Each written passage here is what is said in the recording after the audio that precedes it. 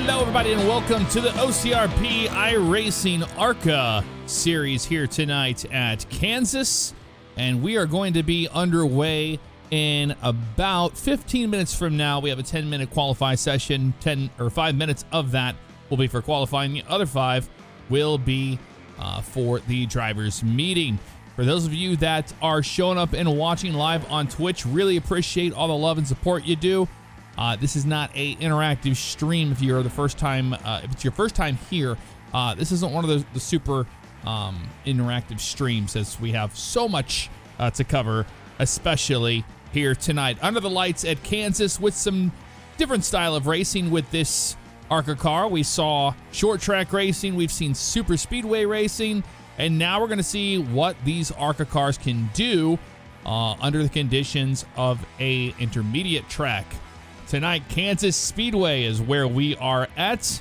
It's a 1.5 mile track, cookie cutter as they come.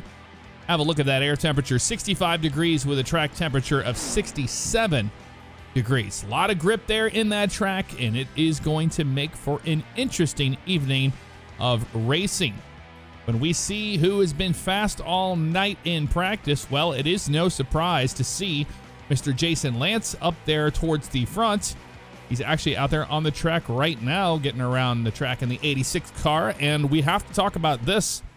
We are going to have a big difference in paint schemes tonight, as iRacing and Trading Paints both threw a monkey wrench into the entire season with this car everybody is running, and they changed up the entire template. So all the old paints do not work on the new template until they can be updated. We will not be able to see that. In fact, you're going to be seeing drivers like Brandon Buggs out there in the 81 about to come out here onto the track. He has no sponsor on the car, just a gold and black 81 car, because they could not get the paints converted in time for this race. They just had the new update a couple days ago, and well, in true fashion, everybody had to start over from scratch, basically, for the paints, otherwise they'll be all messed up. So we're going to see guys that we're not used to seeing in different paint schemes. I know that Civ Ryan will be driving one of Ben Tuttle's cars tonight, one of the paint schemes from there, and he is currently parked right now, but he'll be in the 16 car instead of the 12. It'll say 12 here on the scoring sheet, but 16 is the actual number he is going to be running. One that will be running perfectly fine is going to be that 88 car of Wes Graham. He's about to take the track right now, and he's got WMD, which is Wilson Motorsport Designs by Mr. Tony Wilson.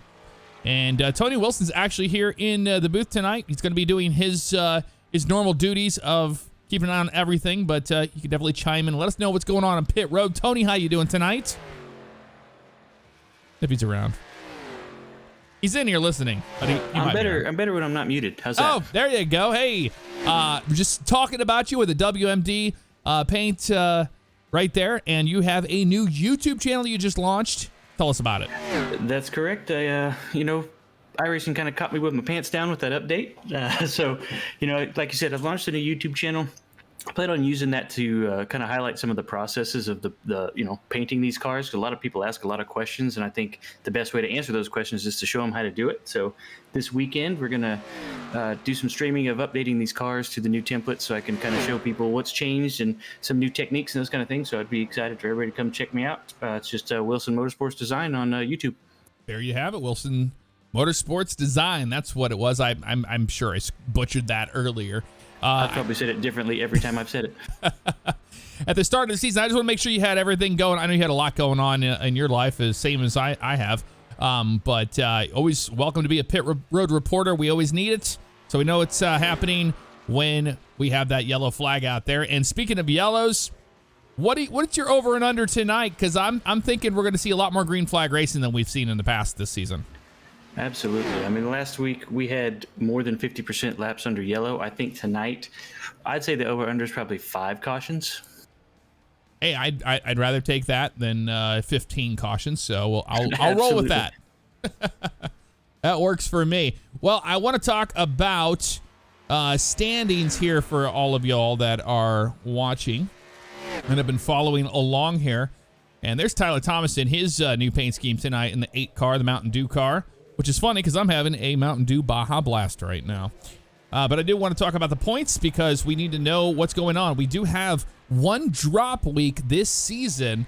However, the way everything has worked out, look at that car in the 8th spot for the speed sheet there, and that is Nick Sargent. He's currently leading the points. And something about Nick Sargent is he's a closer when it comes to a season and comes to a championship. He knows what to do consistently to get into those positions. So you have Nick Sargent leading the charge into this race, and then Wes Graham, Ryan Steinhoff, Kyle Carpenter, Austin Johnston, Leonard Fodorero, and then we have Jason Lance, Robert Webb, Robert Bearder, Jonathan Orendorf, rounding out right there in the top 10. We have a couple ties happening right underneath the top 10 spot there.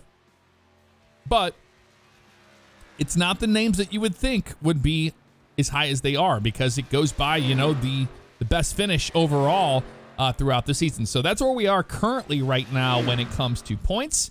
However, tonight's all about finding that groove at an intermediate track like Kansas. It's all about, making it there towards the end, not having to use all those fast repairs. And we're going to watch some of these drivers as they're about to take the track for their qualifying laps. And we're going to be keeping an eye on the fast guys from earlier. Jason Lance, Brandon Buggs up there was second fastest in the practice that we just saw there. So these drivers starting to take their times here shortly. And one of those drivers is indeed coming out on the track. That's Brandon Buggs right there. And I'm interested to see where he's going to show up because him and Lance both are on the track. And we're going to see how that fares here. Let's get the whole board up here so you can see where everybody's going to end up as they're on their outlaps right now. Jason Lance in that 86 Ratfink car. Looking good. And he's going to be all the way at the top of the track, and that's to wind that car up. You want to get all the speed you possibly can out of it. And he's doing exactly that. So he's at the stripe right now, taking his first lap, and Brandon Buggs is shortly behind there, although I think we might have some issues right there as Brandon Buggs has to come back on the track. He might have had some issues. We'll keep an eye on that as it's developing. But let's have a look and see what kind of lap we can expect out of Jason Lance tonight. And we're also going to be keeping an eye on Sid Ryan. We're going to be keeping an eye on Wes. Oh, and there it is right there. Issues for that 86 car of Jason Lance as he spins it off the corner. Trying to get a little too much there, it looks like, from what we can see. But here is Siv Ryan in that 16 Napa Auto Parts Chevy. Trying to get his time in there. Only ones to put times down so far are Leo and Leonard Fodorero there at the top of the board. And then Sargent, Gould, Schultz, Orendorf, and then Bearder and put times down. Here comes that 16 car across the track. And that will put him in a decent spot for the next one. That was his outlap there, so I was wrong about that one. Reno putting down a time, P6, P7 to Bearder, and Spells. Jeffrey Spells there in that spot. But there we go. Tyler Schultz towards the top there in the 94 car. Let's see where this ends up, as I don't believe we've seen Wes on the track just yet. And here he comes over the line. And we got that 81 car across the line as well. That's going to be P6 right now as it stands for him. In that black and gold 81 Chevy.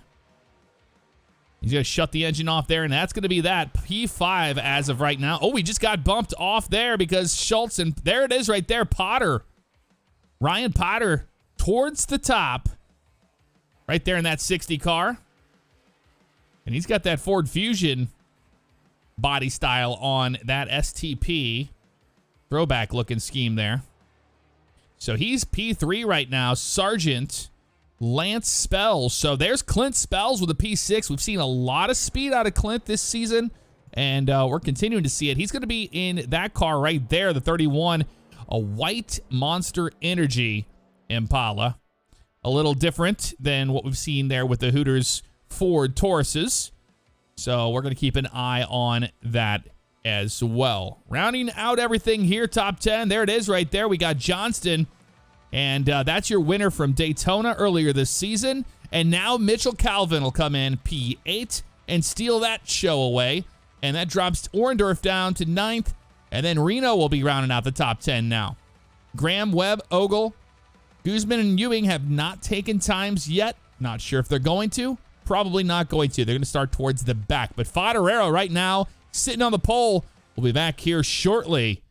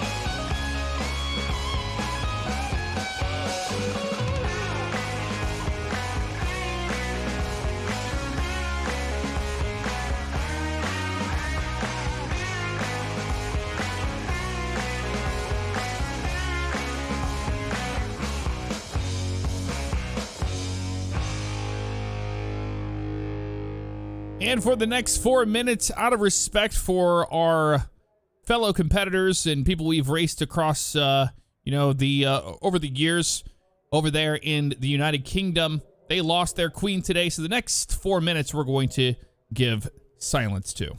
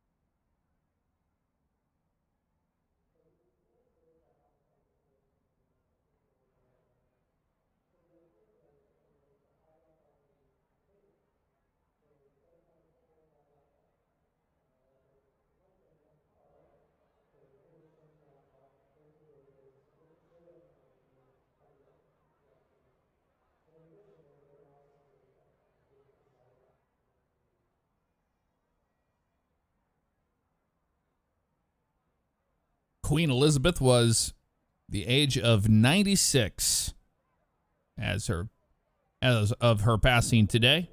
And we honor her in silent there with our fellow competitors from across the pond. And for all of you that are watching as well from home or later on YouTube. Well, 7 seconds remain here in the qualifying. Well, actually the drivers' meeting. So we're going to be changing over now from the session timer to the lap counter. It is going to be updated in a few moments. Just like that. 134 laps around this place tonight for the Thrustmaster Tornado Alley 200 right here in Kansas City, USA. They don't have Missouri on there because it's either Kansas City, Missouri or Kansas City, Kansas. I'm pretty sure it's Kansas City, Kansas. Kansas Speedway. There you go. That would make more sense. Yeah, I believe so, for the most part. So, moving on from there, my name's Jeff Favignano. I'll be joined by Tony Wilson tonight. He'll be in the pit. He'll be the pit road reporter, letting us know what's going on down there under caution. And also on top of that, he will be taking care of track conditions as the race control. From there, let's have a look at that weather one more time. 65 degrees is the air temperature, but look at that. Equally, the track temperature at 66 degrees. Winds south at 8 miles per hour, so very low track temperature is going to have a ton of grip on these cars. Should make for an interesting evening of racing. Well, right now, things got changed up. I don't know how or what happened here, but apparently Wes is going to be the one on the pole as of right now, which I'm really confused by. As before, it was showing that he didn't take a time. Tony, you have any insight on that? Yeah, about 2 milliseconds after you said that's it for qualifying, he took the pole. On top of that, also, we've got one driver, Ryan Steinhoff, unable to make the start tonight. So that's got big implications for the points because he's sitting third in points right now. And we've talked about that 1 week. It's one drop week each driver is going to have. So that's definitely going to be the one that Steinhoff did not want to have happen. And what happened there earlier was Steinhoff was trying to get the new iRacing update installed before the start of this race. It's so long. It took me a long time to get it ready to go, and he got burned by the iRacing update. And you really hate to see that happen to drivers that are in leagues, and you have to make those start times because there's just no ifs, ands, or buts about it. But hey, we have a new person on the pole, and that is indeed going to be Wes Graham. Let's have a look at your starting grid tonight on the pole. Wes Graham in that 88. To the outside of him, it will be the 67 of Leo Fodorero. Row number 2, Tyler Schultz and Ryan Potter. Row number 3, Nick Sargent and Jason Lance. Row number 4, Clint Spells and Brandon Buggs. Row number 5, Mitchell Calvin, Jonathan Orendorf in the 20 car. Row number 6, Alexander Reno and Austin Johnston. Row number 7, Clayton Cyrus and Rick Evans. Row number 8, Nick Gould and Siv Ryan. Row number 9, Jeffrey Spells and James Hilton. Row 10, Robert Bearder and Tyler Thomas in the 8 car. And that rounds out everybody for the starting lineup tonight. About to get underway with some green flag racing. We've got the lights off on the official Pace truck, and we can see them stacked up behind them 2 by 2, ready to go. Remember, they can only go on the flagmen here. They do not have their Geico restart zone until next time by. Waiting for the start of the race, and green flag will fly here at Kansas.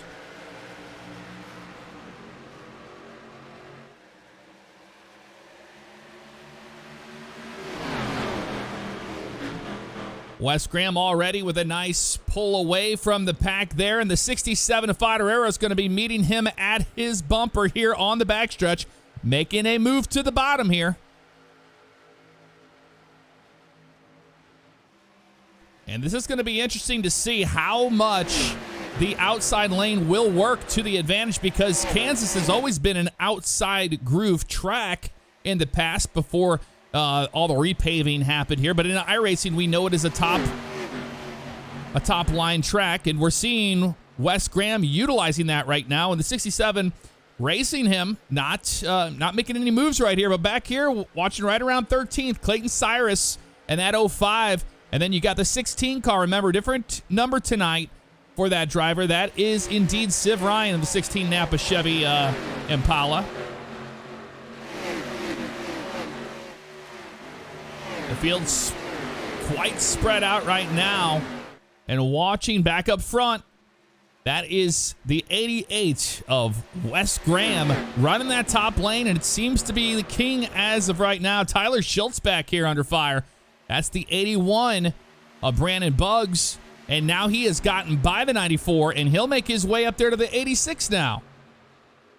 So Brandon Buggs on the move up to third right now. Side-by-side action there with the 86 of Jason Lance. Right on board with the 81. And you see how much speed these cars are carrying in the corners. You got 170, 180 miles an hour on entry, about 170 rounding out here. Let's watch how fast he gets down into the corner here. Third gear is what it's showing. Not running fourth gear. No, he's running fourth gear. There you go. I'm an idiot. I forgot how to read my own score sheet. But fourth gear, a considerable amount of speed right there in the car. Not a whole lot of action anywhere else on the track right now, but we're watching right around here in 7th. That seems to be where there's a little bit of a battle brewing, and that's right behind the 48 of Nick Sargent. That's the 22 of Alex Reno, and now the 70 car of Rick Evans has entered the mix here as well. Oh, almost a little contact there between the 21 of Johnston and Rick Evans in the 70, but they're able to get through there clean, no problem. And that will open up a little bit more of a door for the 22 of Reno to get up into the back end of the 48 of Nick Sargent. Here comes that 70 car again, trying it again with the 21. And back up front, we got a battle for position. This is in 4th place right here. That 94 car, banana yellow. It's like a banana split with the brown there as well for the hot fudge sundae.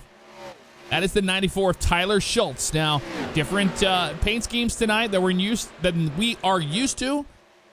So that's why things look a little out of shape here. But nonetheless, for Tyler Schultz, a great run so far tonight, running third.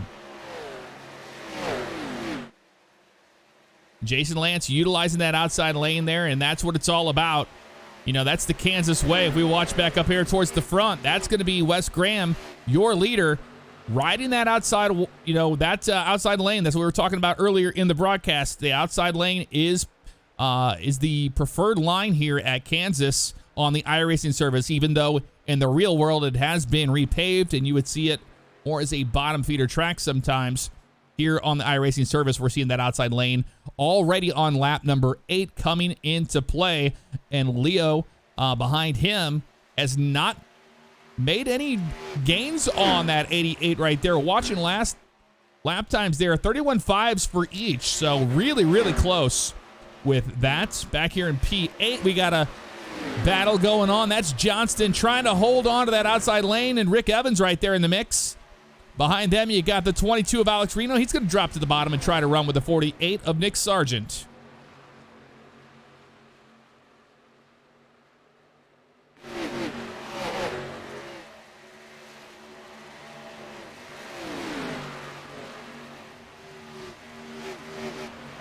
Finishing lap number 10 of 134, and you can see back here quite a few cars all over the place here. The Hornet's Nest is right around here in the 17th position. And then back here, the 24th spot, that's Zachary Guzman and Joe Ogle going at it right there in the 55 on the outside.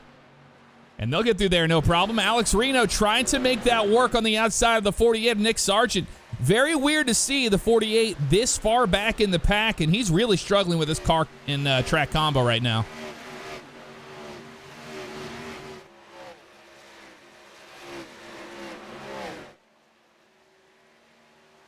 Out front, it's all about that 88 car showing up at the last second of qualifying to get that pole position and that's when it counted, and he has the ultimate track position on the 67.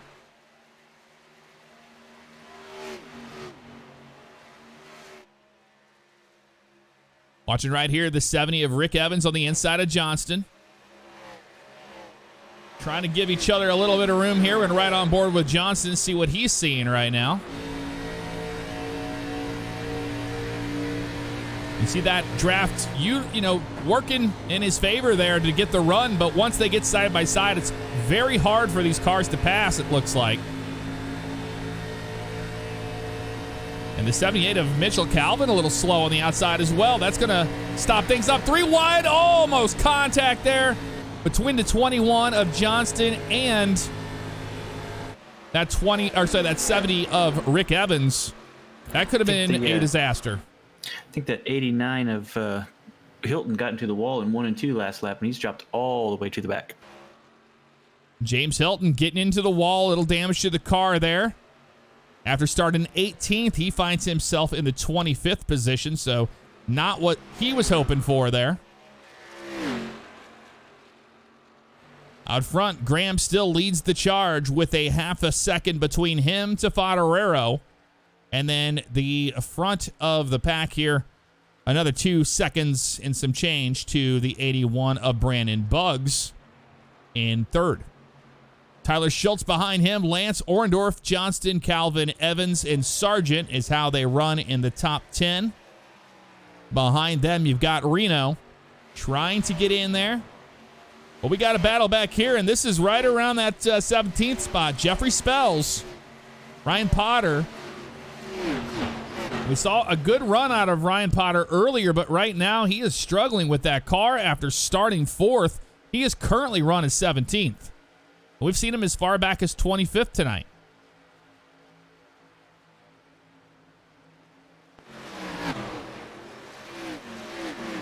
So we're seeing a lot of guys that are just not adapting to that outside lane. It is the preferred one, and it's the fastest.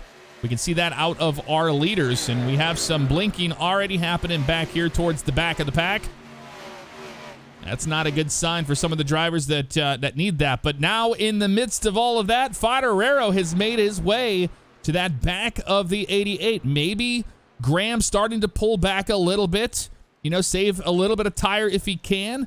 And that's, allowing the 67 to get there for a run. See if he can get it down here in turn 1 to complete a pass. But as of right now, I think he's just going to be doing the classic Leo Fodorero thing, where you ride in that wake as long as you can and let the 88 burn his stuff up. That's what they're hoping for right now. 17 laps into this race, and Blues Clues is gone from that half a second. We've seen that half a second that they're at right now all the way to 0.15, right around, those tenths at a time. But I think these two are just trying different lines to see what works and what doesn't work. And with the intermediate track in this ARCA car, we are indeed seeing that drafting working out for them. I believe that was Jeffrey Spells we saw there taking the track once again. And we'll find out. Sorry, not Jeffrey Spells. That's Clint Spells in that 31. Yeah, he had that same issue that Hilton did up in 1 and 2. Just got in the wall, rode the wall around, and then took it down to pit road.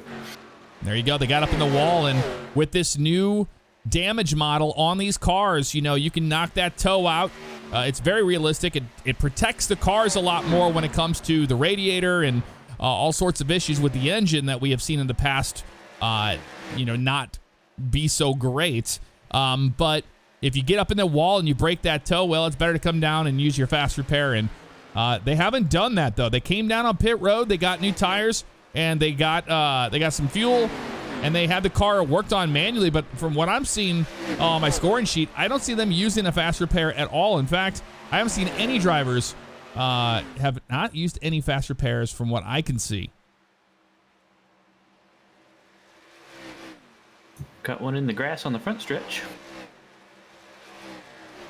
Yeah, and that is going to be the 15 of Andrew Ewing. And a lot of damage to a car right there. Looked like it was the 8 of Tyler Thomas. He had some sparks coming out of that thing right there. Yeah, he's got a lot of damage at the right front. Looks like he absolutely pancaked that thing in there. You can see the sparks flying right off the car there, and Andrew Ewing getting back onto the track again. No caution as of right now, but there is the 8 of Tyler Thomas, and it's a tough break for him. He started 20th, and right now he is not. He's about to get lapped here, but he will try to get down onto pit road, and we will not have a caution flag. We stay green as of right now, but in the meantime, up front, it's a battle of brewing between the 88 and the 67 of Favignano here.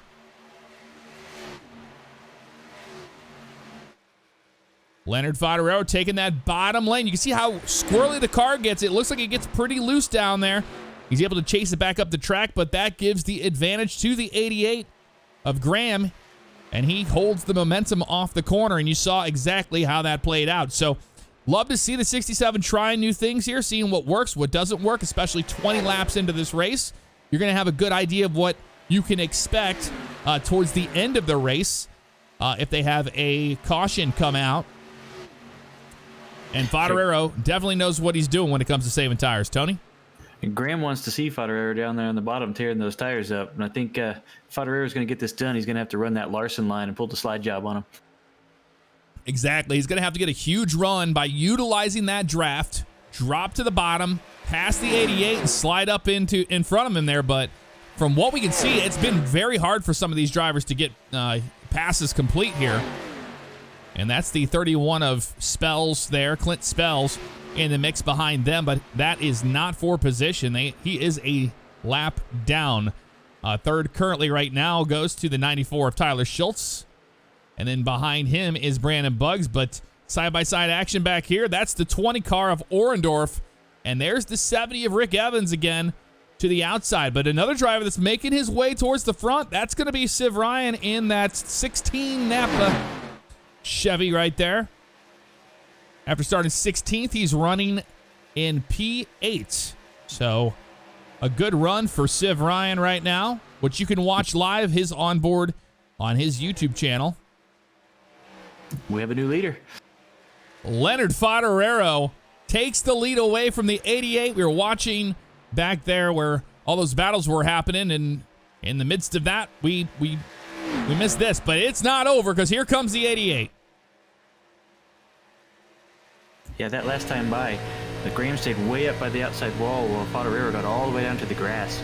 Graham was going to use that momentum, but Favignano was able to shorten the front stretch up just enough to be able to get in front of him right as they went into turn one.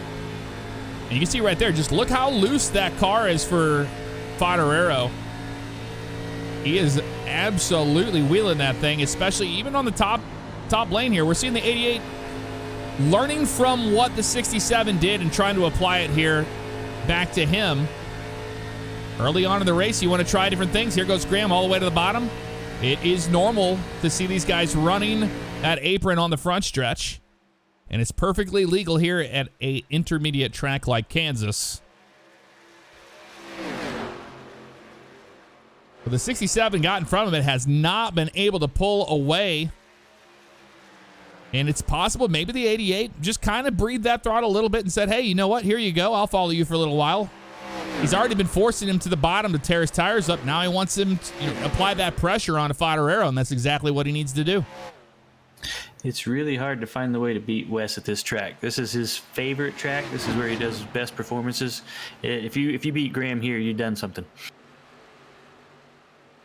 Wes Graham, no stranger to Kansas. Started first here tonight on the pole.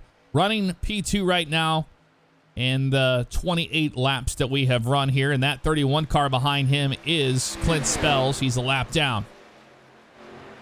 Watch for any other battles on the track. Pretty much right back here, you've got the 81 of Brandon Buggs and Nick Sargent at 48, just behind him in the 5th spot. So all these cars are together, and they are all for position. And the 81 of Brandon Buggs thinking to do something here. We got red back here. What's going on? We got a lot of racing back here. Mitchell Calvin on the outside of Orendorff. You got the 13 of Jeff Spells. You got the 70 Rick Evans up in there. Ryan Potter in the mix. Oh, there's a whole bunch of racing back here. Potter's back there. He took an EOL to start the race. He had a very unstable connection and was worried about the blinking, so he took the EOL, but it looks like his connection is stabilized, and he's trying to work his way back up. Well, what's not stable is this pack right here. 3 wide racing we saw out of them earlier, and it looks like they're trying to do it again. The 13, really close to the 14 of Nick Gould. Almost got in the door there. Cars are starting to get a little tight. 30 laps on these tires.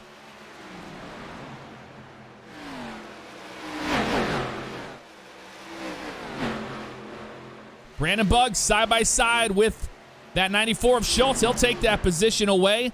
And now he's going to scoot around that 48 of Nick Sargent as well. Although Nick Sargent is going to be battling for that position.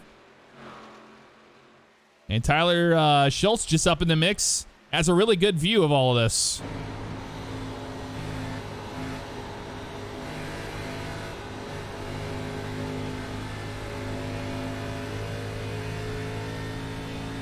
And this is where you can see a lot of these drivers starting to struggle with the car and track combo, because the car is wildly loose, even on the top lane. And they want to get down to the bottom because it just feels better. You get a straighter run off the corner, but that momentum is king on the top, and we're seeing that continue. We have the 94 kind of breathing the throttle a little bit there on corner entry, so not sure if they're using a little bit of brake, but it sounded like they might possibly be this late into the run. Out front, Leonard Fodorero charges forward, and now he is starting to increase his lead on the 88. About 4/10 there. And now about a half a second, so there you have it. He's starting to pull away from the 88 right now. Have a look at the Goodyear blimp action back there, and you can see that's right around where we saw that 81 and the 94, and they are still going at it back here. Jeffrey Spells to the bottom of the track to try to get around Potter, and he'll complete that pass. That'll put Jeffrey Spells in the P11 spot. And behind them, there is still a lot of side-by-side action going on here. It's Jonathan Orendorff trying to hold off that car. That's 91 of Robert Webb. A lot of Monster Energy cars we're seeing tonight. And that 43 right there starting to push into the top 15. Well, that is the Dunder Mifflin Chevy Impala of Joel Brown. We know Joel Brown from his wonderful flow. Started 21st right now, running P15, so that is a driver on the move towards the front. We have some more racing back here, and that's Clayton Cyrus in that 05 car, and Zachary Guzman in the FedEx Monte Carlo on the bottom there. Seen a whole bunch of different manufacturers here tonight. You'll see more, trust me. Once this new car gets pushed through and more paints are pushed through, you're gonna see some more manufacturers enter the ring. Behind them right now, watching that battle, that's gonna be the 81 of Brandon Buggs trying to hold off right now. Tyler Schultz in that 94, but man, what can you say about Tyler? Tyler having a great night so far. Yeah, definitely somebody we don't get to talk about very much, but he's holding his own with these fast guys up front for sure. Now we saw speed out of Schultz earlier in practice, and it's moving towards the race as well, as he's just been in top 5 condition all night.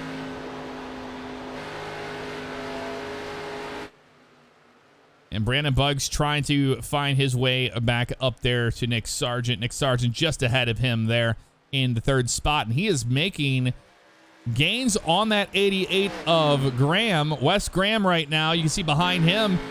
Have a look. That's going to be the 48 of Sargent right there in the Alter Bridge. Chevy trying to make a pass on the 88, and something's going on here with the 88. He's just not able to maintain all that speed. We saw earlier side-by-side action. When pit stops start, we'll see what his strategy really is. He may be holding off a little bit, saving a bit so he can run a little bit longer run, get a little bit of an advantage on track position, but you never know. He may have just burned the stuff up racing with Leo. Yeah, time will tell, and we're seeing that happen right now. But Sargent, having a great night. starting back there, and the 5th spot, but right now he's in P2. So it may not seem like a whole lot to accomplish there, but honestly, it is, because you saw how spread out this entire field was earlier, and right now Sargent turning a 32.811. He is currently the fastest car on the track. That's how you get the points lead. And he just smacked the wall, got into the grass. Commentator's curse right there. And that's going to allow the 88 to get up next to him again. Hopefully that wasn't enough of a hit to knock the toe out of the car, but we see physical damage on that 48 now. Tony? Yeah, nothing on the radio yet. No reports of anything going on there. It definitely was a hard hit, so I'll keep an eye on him, see if he brings it down pit road. So a lot of drivers, you can see already those tires at lap 40 starting to show their ugly head. And we have side-by-side action back here. That is the 16 of Civ Ryan, and that's the 21 of Johnston to his outside. And a little bit of a blocking move right there by Civ Ryan to Johnston. And Johnston will fall right in behind him in his Dodge. I believe that is the Avenger. Yeah, this 134 laps for this race. We may have some guys that try to just split this thing in half and make it a one-stopper. Yeah, and I think that's what we're going to be seeing guys like Wes Graham, doing exactly that. Knowing, hey, maybe I need to slow down a little bit here, not run these too hard because they need to last me a lot longer than 42 laps. Let's try like 60-something laps. So watching back up front, Leonard Fodorero is continuing to pull away. We're just moments away from having some green flag stops, but we're going to take our break tonight, and we'll be right back. Some more action at Kansas.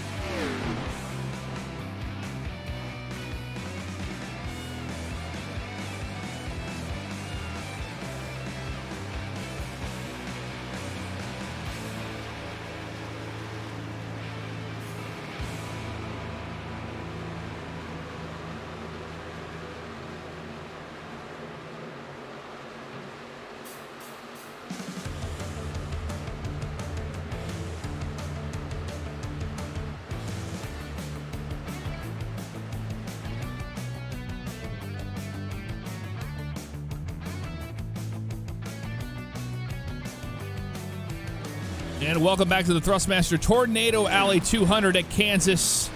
And we have seen domination out of two drivers tonight, that being the 88 of Wes Graham and the 67 of Leonard Fodorero. My name's Jeff Favignano, joined by Tony Wilson down there in the pits here tonight. And we've got a couple guys coming to me right now. All right. So Ryan Potter and James Hilton. Also during our break, Nick Sargent did come down pit road, get 4 tires. I think. And Tony, you got cut off there at the end there. Oh, my apologies. I was just going to say, I think Nick Sargent might have used his quick repair because he was not in his box very long. Leonard Fodorero down on pit road. So the leaders are coming down now, and we were expecting that a little bit later than right now. Wes Graham staying out there on that long haul. And what we were talking about right before the break, Wes was the person to keep an eye on for strategy because he's going to try to stretch this as much as he possibly can. Now, it gets to a point where you're dealing with all the cars out here on the track at speed versus you coming down on pit road and getting tires and then staying out there on old stuff and being slow versus when it's time to really come down pit road. We've seen guys, stay out too long and they just lose that track position. Another person on the same strategy, that's that 81 of Brandon Buggs, did not come down pit road. He's running P2 right now, and then Jason Lance behind them. Yeah, given that they're coming in here on, 45, 46, we're definitely looking at a 2-stopper for most of these guys. It's going to be quite a stretch to try to pull this out, pull out a 1-stopper, but late yellows can change everything. Leonard Fodorero, you can see right there, getting back up to speed. And just look how much faster. If we pull this out, you can just see how far he is pulling away from the 21 of Johnston on those older tires. And just how quick he is compared to the rest of them. And compared to where he's at right now, running one lap down in 16th, Wes Graham is just up here. So he would have to pass Wes to unlap himself.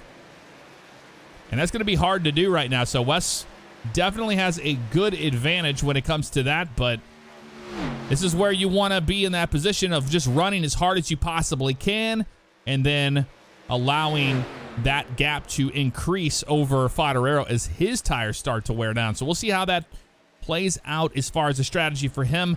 As we're on lap 49, going to be completing lap 50 here at the, going to be going on lap 50 at the stripe. That's the 70 of Rick Evans. He will be going down a lap right there. Sorry, he's 2 laps down currently. That's correct. That 81 right there of Brandon Buggs trying to get around him. Found himself in a little bit of a roadblock by the 70. We'll see if that plays into that. But the 70 is going to get in front of the 88. I think the 88 and the 81 both said, you know what? Not worth it. Let him go on by. Nick Gould had a little interesting intro to pit road there. Spun it around, but got it pointed the right direction. Have a couple of cars on pit road right there, including those. Nick Gould. Wes Graham's on pit road. And Wes. And here comes Brandon Buggs as well. Try to get that, try to find out where the box is there. There we go. It's a little difficult tonight to tell who's where because unlike most nights where some guys have their pit boxes painted and some don't, a lot of these guys have the default red and green pit boxes tonight. Yeah, it's kind of a mess right now, but we can figure out who's where. We got the 88 on pit road, the 81 as well. And that's going to cycle things out to Jason Lance as your leader. And look at right there, Wes and the 81 both had good stops. And Civ Ryan as well in the Napa Impala. He's worked his way all the way up to 7th.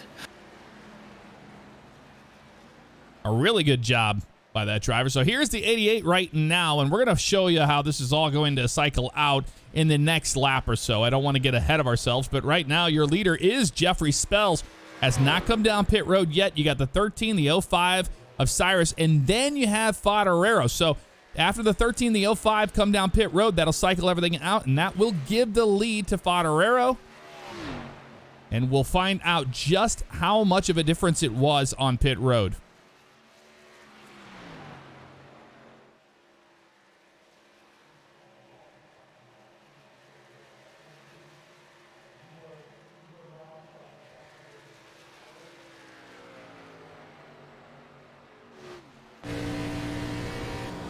Right on board with Fodorero to see how he's attacking the track right now in that outside lane.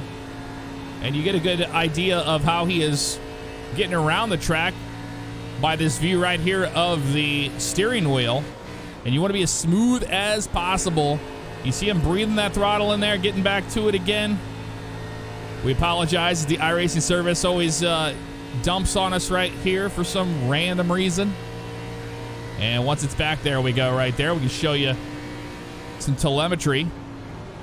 And that 05 of Cyrus still out on the track. Jeffrey Spells on pit road right now.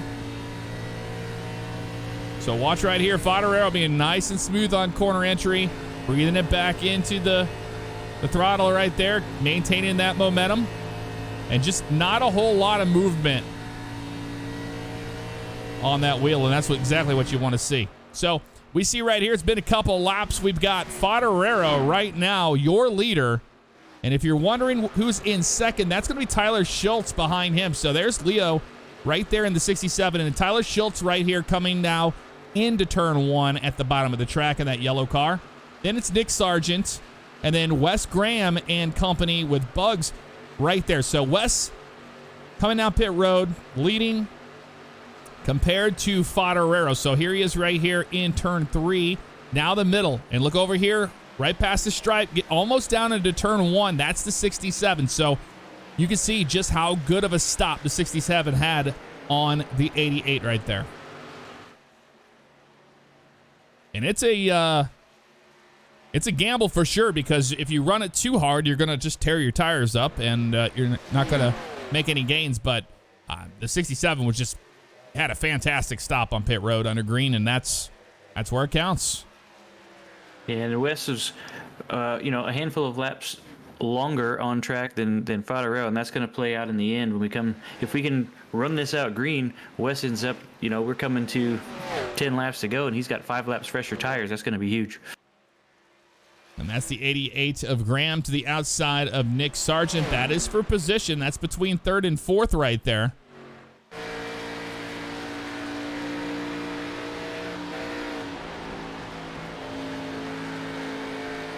Got the field spread entirely around the track now.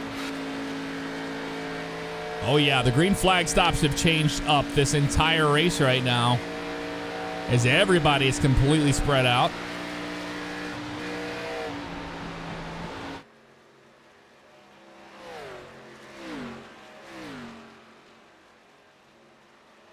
Currently your top 10, Favignano, Schultz, Graham, Sargent, Buggs, Brown, Hilton, Calvin, Potter, and Johnson. So some pit road strategy really coming in here late into the race, and that is playing out really well for a lot of these guys that decided to do that. And one of the biggest ones that got a great one off that would be indeed that 89 of James Hilton. James Hilton was one of those drivers, started 18th. He was all the way towards the back after smacking the wall, and he has not used a fast repair, but he's just been staying steady right there and currently running P7. So a good run for James in the 89.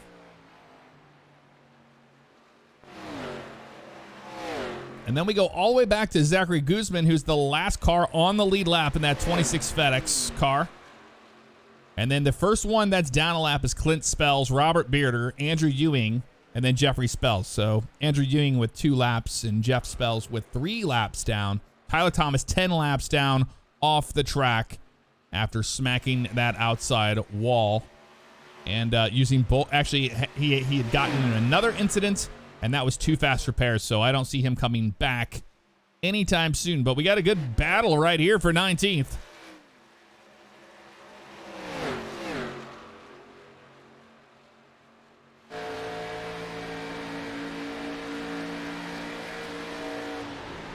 Zachary Guzman and his focused virtual self right there as he's side by side with the 05 of Clayton Cyrus. And just behind him, the reason why we're following this is because there's the 67 of Leo. That's Leonard Favignano right there, your leader. And he's made it all the way back around, and he's about to put these guys down a lap here.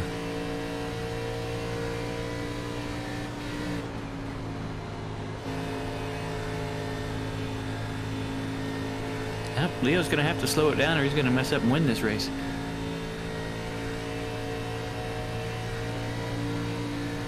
Yeah, he doesn't want that, does he? You see how smooth Favignano is compared to some of these guys that are just wild on that wheel. Like Guzman, well, actually that kind of caught the 67 off guard a little bit there, having to defend, and then having to jump to the offense. Sorry, that was the 05 that was defending his position, and we saw him slide up the track a little bit there. Now he's side by side with him, and that's going to scrub the tires as well, and that's not going to help at all. So right now, I think that's pretty great. Oh yeah. If you're watching right back here, the 88 and the 81 and the 48, they all are praying for a caution right now. They need a caution to come out so they can restack the field up and have another shot at this thing. But as of right now, if we run green all the way to the end, that is going to change up everything. And it's going to come down to those stops. We see guys that are doing the 2 stop. Now, I thought if we were going to do 1 stop, that would have to be right around lap 62, 3, right around what we just went past. So everybody we have seen on pit road so far are on a 2 stop for the race. So we still have another stop. And it's anybody's guess because it's very, very easy to make mistakes on pit road, especially on a green. These guys know how much race control doesn't like yellow flags, so I think they're minding their P's and Q's tonight. Watching that 16 of Civ Ryan move up into 9th right there over Jason Lance. Really good run for Ryan tonight. Started 16th, and he's just been up there in the top 10 all night. Right now in 9th. We've seen him up to 4th.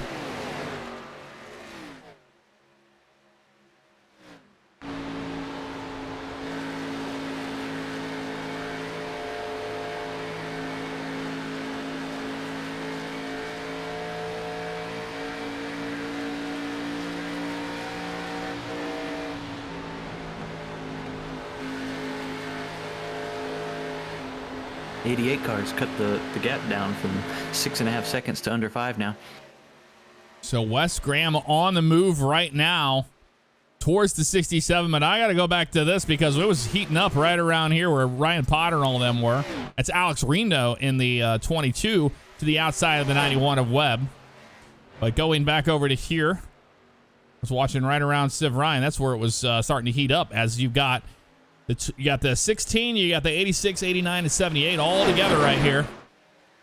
And this is what you would call looking for a caution.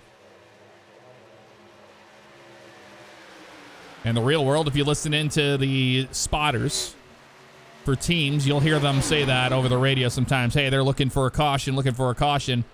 Usually means that the drivers are driving a little aggressive in a pack, and you can expect caution on that. Like that. Oh, the 16 got loose, almost caught the fence there, and the 86 was able to capitalize on it.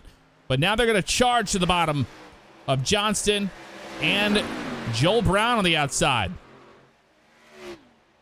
In the dirt world, we like to say looking for cautions when Ricky Stenhouse is around. And we saw a wiggle out of the 86 of Lance. Lance having one heck of a time with his car. And the driver that's caught up in the middle of all of that is 2 laps down. That's Andrew Ewing. We're going to go on board with him. Andrew Ewing's one of those guys that's not a real seasoned oval guy, but man, he's a good road racer. He's run several of the endurance races with us, and he is one heck of a road racer.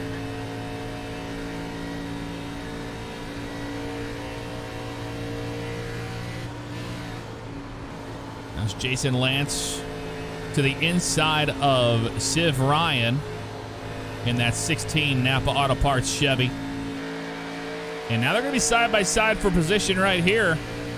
Not for position, sorry, because this is Ewing. He is 2 laps down. We're just riding on board with them, but that is indeed going to be the other one. I think that's the 13 of Jeffrey Spells. Both of these guys are down laps. Aggressive racing out of guys that are down a couple laps here, but out front. It's all over the back bumper of that 86 car. Yeah, and it's not changed up anytime soon. We got lap guys in the mix here and guys that are going for top 10 spots right here. You know, as a driver, sometimes that gets a little frustrating. We'll see how long that patience is going to last, and that is the 4 of Robert Bearder. He's a lap down right now in the mix as well. And the 21 of Johnston that is currently in 6th is trying to get around him.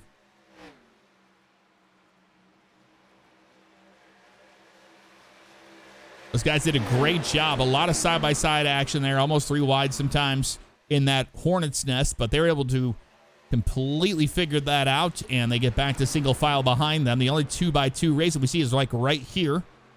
With the 21 of Johnson and the 86 of Lance. Now this is for position. That's Lance trying to take away the 6th spot. They're going to be side by side at the line. Let's see who's going to take it in turn 1. And that'll be the 86 of Lance. He'll take that spot away. So Jason Lance up to 6th over Johnston.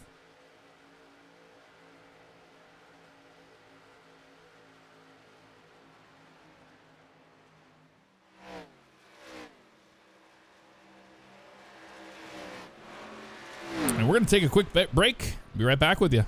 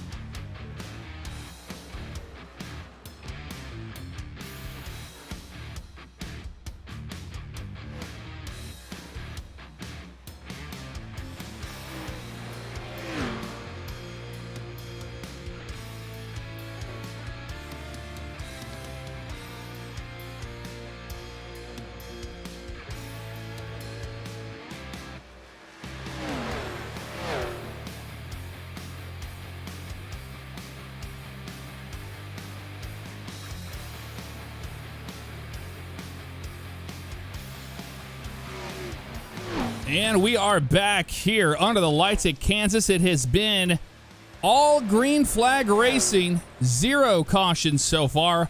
Favignano has been the one to keep an eye on. He made that strategy call to come down on pit road earlier than the guys you see behind him, and it's played out for him quite well. Currently running a 3.5-second lead over Graham. And if we watch here on the Goodyear blimp cam, you can see right here is Favignano getting down to turn 1, and here's Graham right here. So Graham has made his way from almost 7 seconds back now to 3.5. So Graham doing something that Favignano's not doing. We're going to find out if he can reel him in here towards the end of the race. But we are on lap 79, about to complete that one and move on to lap number 80. The outside lane has been the preferred one all night, and we are seeing nothing but speed out of those drivers that are utilizing it. Robert Webb slow down on the apron right now. Looks like he's going to be making his way back onto the track.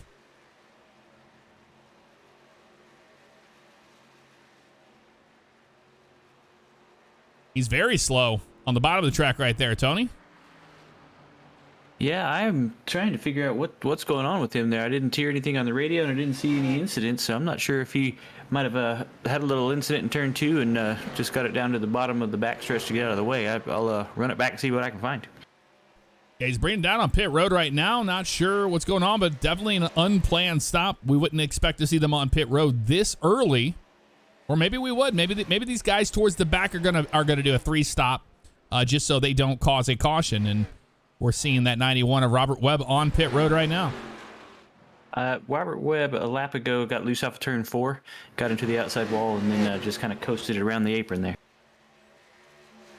Well, there you have it. That's what happened, and it's hard to tell because it looked to me like there was no visible damage on the car at all. Yeah, it was just a brush of the wall there coming off of turn 4, but he took it to the apron and left it there. Well, we haven't had a caution yet to get loud for you guys, but we're going to go ahead and get loud right now and listen to the sounds of Kansas.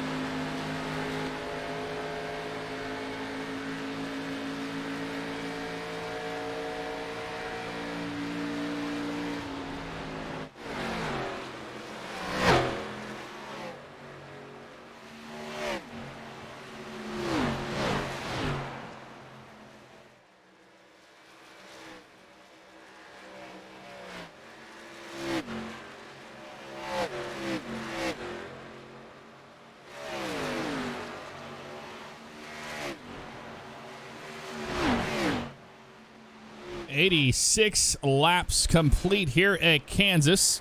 Leonard Favignano, the man that's been holding everybody off, but man, Graham is on a tear. He has increased his, decreased that lead now that Favignano has down to 2.5 seconds. So we're starting green flag stops again. Yep. We're going to see some guys on pit road here. We're going to keep an eye on that. And it looks like it's going to be the 05 of Cyrus and Bearder on pit road, Tony.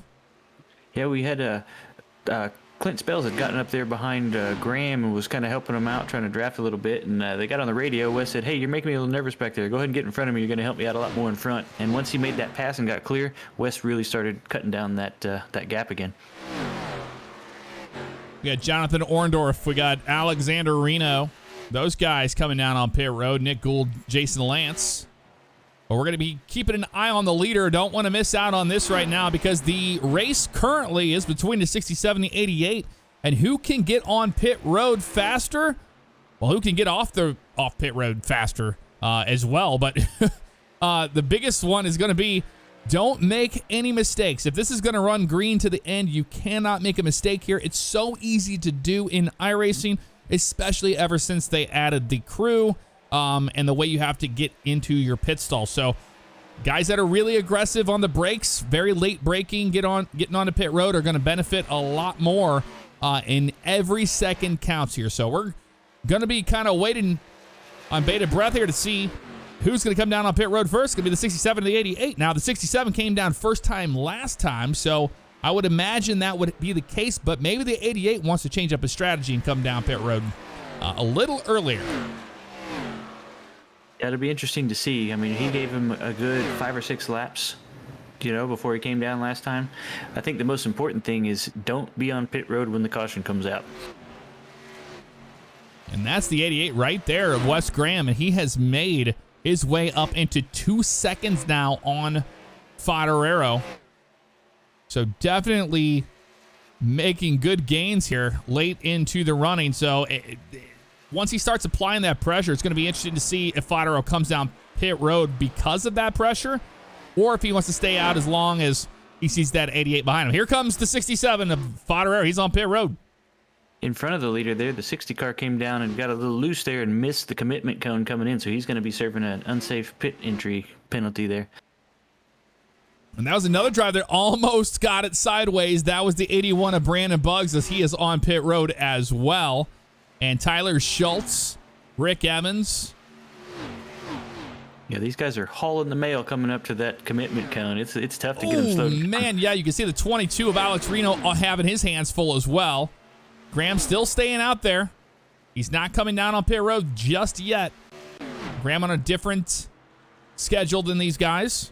And we'll see if it works out in his favor. The 67 down and away. And waiting for some more action here is... Here comes the 94 and the 81. They were racing for a position here, and there goes the 81 of Brandon Buggs. And there goes the 94 of Schultz. So that's going to change it up a little bit there. Here comes Favignano getting back up onto the track as he blends into traffic.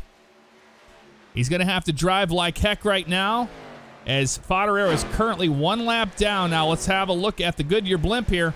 There's Favignano there, and then Wes Graham all the way up here. So he's got to get past him. And then once you start getting close to the 88 on new tires, it's time to force that 88 onto pit road. And we've got a caution. Caution comes out for the first time tonight. We're going to find out who it was.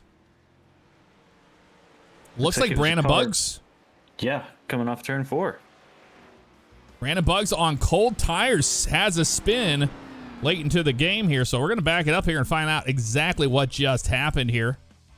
But a tough break for the 81, having a great night so far, and just lost control off of turn number 4 right here. You can see it. He's got a good, yep, right there. Just gave it too much. Really try to save the car. Not a lot you can do right there.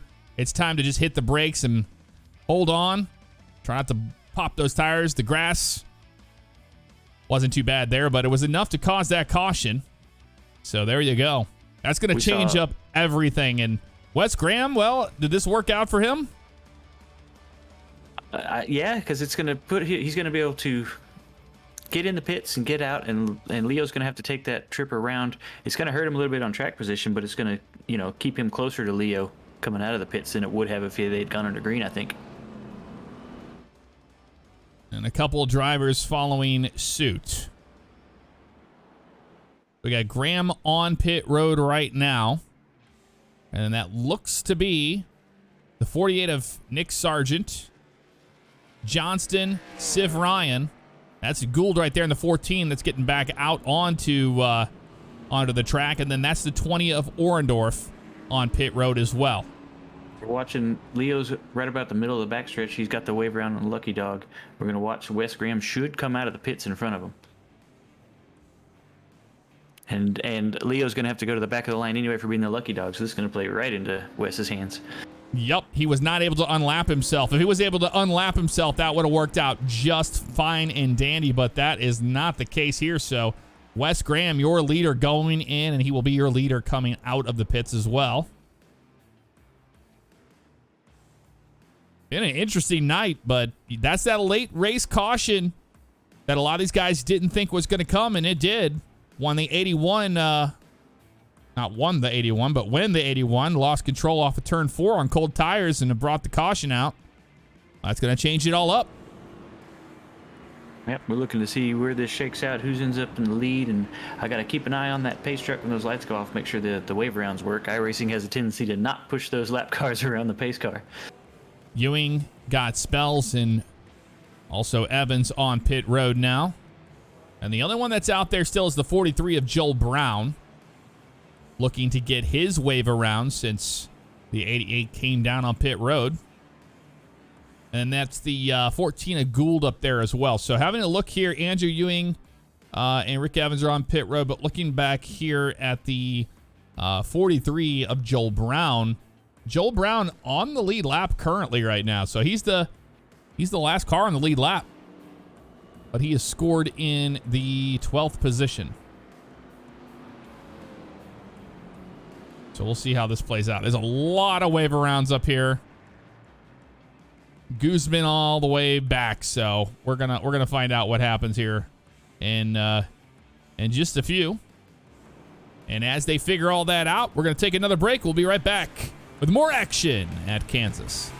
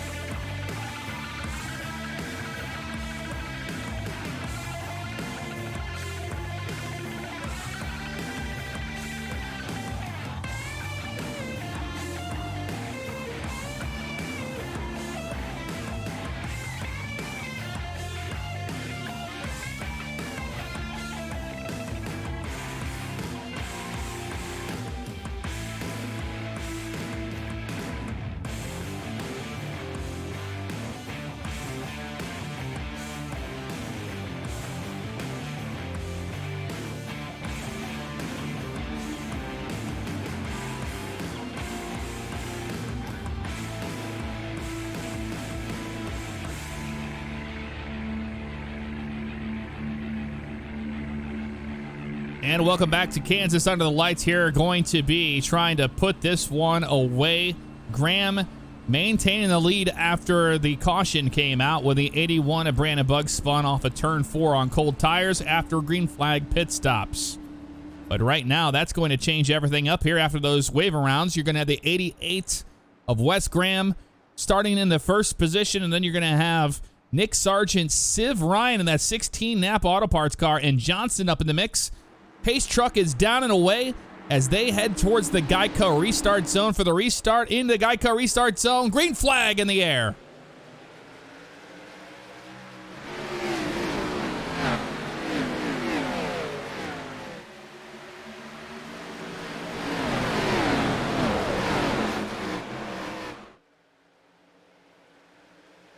We had about 37 cars get the wave around on that one, Jeff.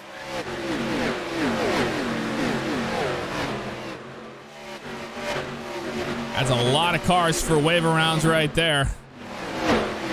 Especially considering there's only 25 in the race. We got a big wreck. Big wreck happening right there, yep. That's going to be Rick Evans right there. Clint Spells. Rick Evans looks like he got the worst of it. And we'll find out what just happened, but man, cautions breed cautions. It's getting later into the race, and we're seeing that start to happen right now. So let's find out what just happened here off of turn number 4. It looks like he might have had some help from the 13 of Spells, but there were a 3 wide deal there. As you see the 70 getting down into the corner. It looks like the 4 bobbles a little bit here. Here's the 70 getting loose. Tries to save the car. Slides up in front of the 13. The 13 nowhere to go right there, but good job by Spells hitting the brakes there to try to keep out of the 70 and get him going straight again. They make contact. The 70 hits the wall right here. And then he slides down into traffic here. Looks like everybody's able to kind of maintain their spot, but the 91 of Webb, really close, finds himself into the fence. That could have been a lot worse, Tony. Absolutely. Those were some guys that were still on the gas going through there, but he found a hole and made it work. And we're going to ride on board with Robert Webb. He had the best seat in the house on that one. He was 3 wide getting into the turn, and that was Brandon Buggs at the bottom. Let's see what he saw.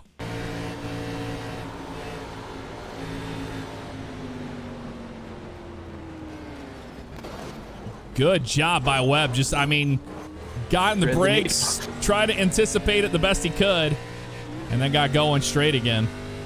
Yeah, when you're in that position, you're either going to smoke that guy or he's going to move out of the way in just enough time for you to get by. And one of those drivers that was really holding their breath on that one would be the 81 of Brandon Buggs. I mean, he was right there in the mix of all this nonsense. You see right here, 3 wide racing happening right there before they head down the backstretch. That's the 81 of Brandon Buggs there. That's the 22 of Reno in the middle. And here comes the crash right there in front of them. And you see everybody starting to get in the brakes here, get to the bottom of the track as best the best that they can.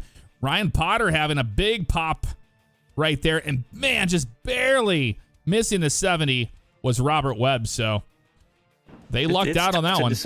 Yeah, it's tough to decide where to go in the spur of the moment. You see all those cars are already down on the bottom, and you think, I better not go down there. I'm going to cause another problem. And you just, hold your breath and hope for the best. And that will be the 13 of Jeffrey Spells back onto pit road. He has 2 fast repairs. Clayton Cyrus, Robert Webb. Robert Webb in that 91 has a fast repair he has used, but we'll see if he uses he's using it right now. So a lot of guys, even Robert Webb in the 91, he has another fast repair. So the only guys that we've seen use all the fast repairs so far is the 8 of Tyler Thompson. He is off the track currently. Everybody else, for the most part, is good to go. So Nick Sargent using one. You've got Brandon Buggs. He has used one. And then Joe Ogle. And then we have back here, Robert Webb took his second one right there. Andrew Ewing has used one, and Ryan Potter have used one, and Robert Bearder. And the other person who just took their last one would be the 70 of Rick Evans, so he will be on his last fast repair as well.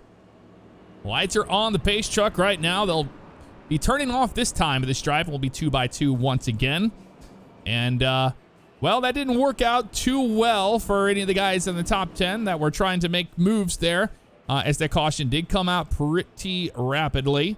Leonard Fodorero right now in the 7th spot, just in front of the 81 of Brandon Buggs.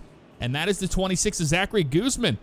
Guzman has had an up and down day right now in the top 10 in P6 after starting 26th. So at that last caution, before, not the last one, but the one before that, really played out in his favor. I'd like to put a heart rate monitor on that guy right about now. Well, lights are off on the pace truck. We will be green flag racing next time by. Wes Graham will be your control car. And he will be restarting everybody in that Guy Car restart zone. This will be the second time we've seen them have to use it tonight. And I'm all for it. Bet you that 67 car's hoping we can go green, because every time we get another yellow, he loses a little bit more time to get back up there to the front. So he's hoping these guys can get it together and get single file. One driver we got to keep an eye on as well is the 21 of Austin Johnson. A great season for him so far. Got the win at Daytona and has been showing speed ever since. So Johnson up in the mix. He'll be restarting in P2.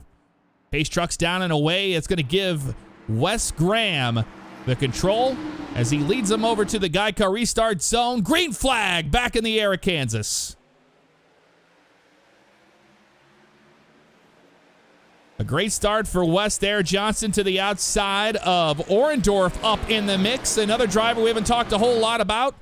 Worked into his favor was that caution, and that is the 48 of Sargent having issues there. And he's blinking like crazy back here. That is going to be Civ Ryan trying to hold his position off the 67 of Fodorero. And Fodorero running that outside lane. Fodorero needs to make quick work of the 48 and 16 here, and he's going to be showing some impatience as he gets down into turn 1, especially at the 48, because the 88 of Graham is walking away with it. Big bobble out of the 16. Here comes the 81 of Brandon Buggs. He's going to make a move to the outside. He's going to drop back down behind Joel Brown in the 43. And that's going to be the inside of Civ Ryan in the 16. A lot of racing everywhere. Even all the way back here, you're watching Zachary Guzman dropped all the way to 13th right now and is falling even further. And Nick Gould in the top 10. West Graham doing a great job maintaining the outside lane, and that's Jonathan Orendorf behind them. And then watching back here in P8, that's Brandon Buggs looking to take 7th away from Joel Brown.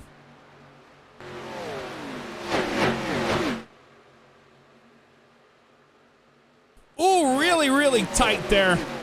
Almost made contact was the 81 of Brandon Buggs in the 43 of Joel Brown. And look at Tyler Schultz on a mission right now.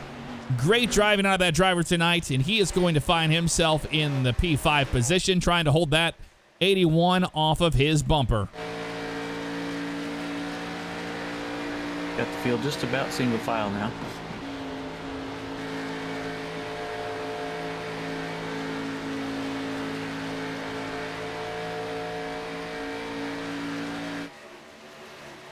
And you see Johnston on the bottom of the 81 there, utilizing that apron to his advantage, but it didn't work out. We got a wreck behind him. That's going to be Lance in the wall.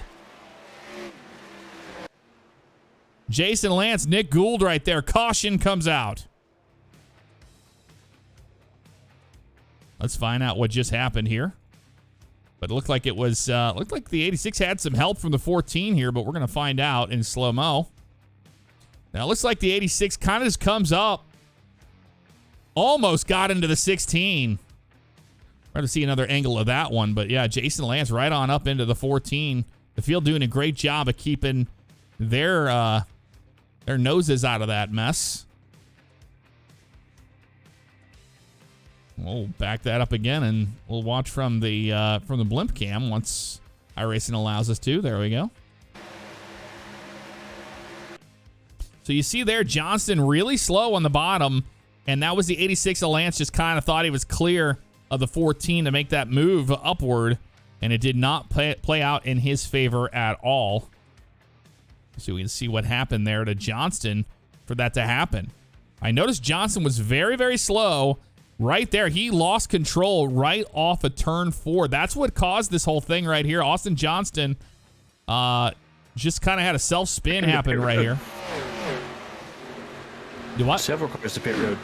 Okay, everybody on pit road. Including our leader. That's going to hand it over to Leo. All right, so Leonard Fodorero will be staying out, but that's going to be our leader on pit road. Wes Graham leading him down. Tony, can you make any sense out of this? We're just under 30 laps to go. I don't know what the play is here. This is interesting. I think maybe he thought he would get Leo to go with him. Or maybe he's counting on more cautions. I don't know. But if it's me, I'm staying out there. If I'm a driver like Wes and I'm at my best track, I'm staying out there and I'm not giving up that track position. But I've never won any races, so what do I know, right? It must be an important stop for a lot of these guys to come down on pit road and do exactly that. We saw the 86 of Lance not make it to pit road, and he had to back up a little bit there to get around the commitment cone there to get on to pit road. But that's going to change up everything. Well, we thought we had an idea of how this race was going to go, but it's anything but. Now we're starting to see Season 11 of the OCRP iRacing ARCA Series here tonight. We're going to take another break, and we'll be back with more green flag action at Kansas.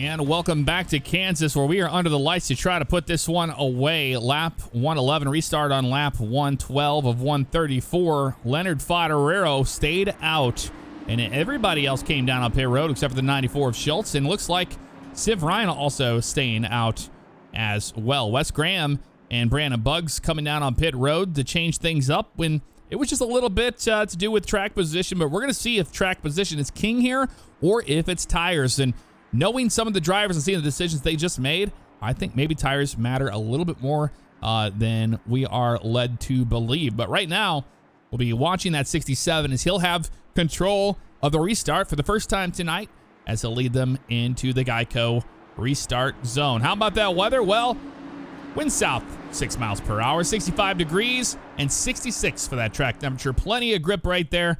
And here comes Favignano leading them to the Geico restart zone. Joel Brown behind him. And green flag will fly once again here at Kansas.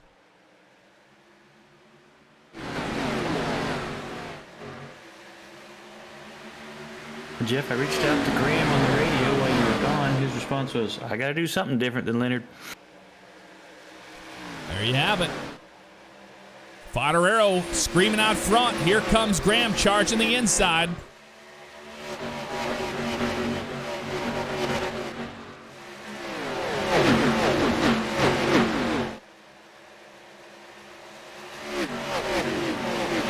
Using those new tires to his advantage.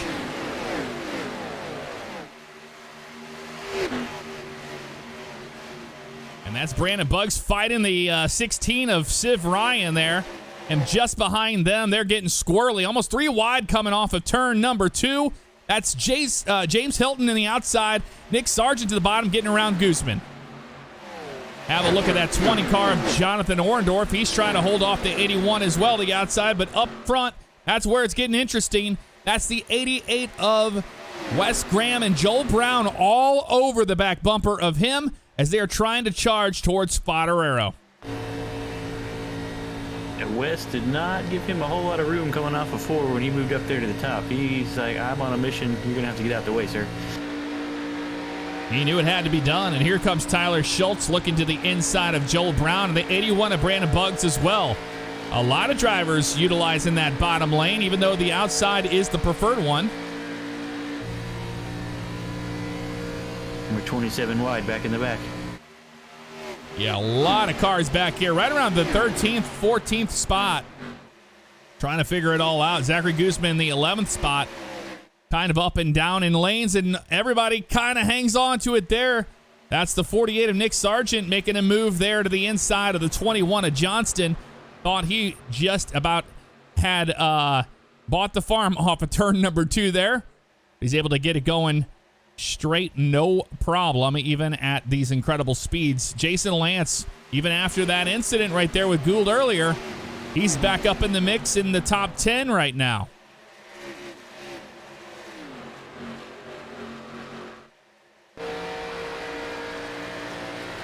Wes Graham has made his way up to the 67 of Favignano, and this is his perfect opportunity to stay right behind him, apply that pressure, and just let the laps count.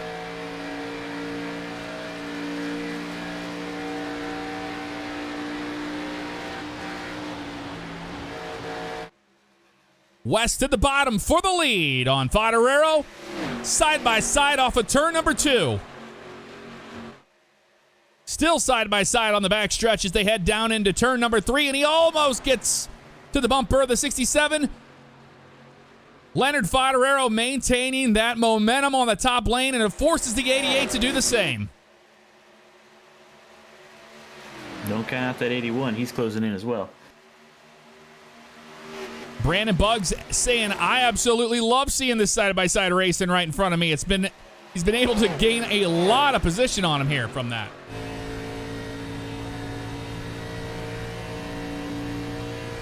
And Wes Graham to the inside of the 67 of Favignano. A big slide up the track, and it will work for the time being. Here comes the 67 with more momentum, and the 81's there as well.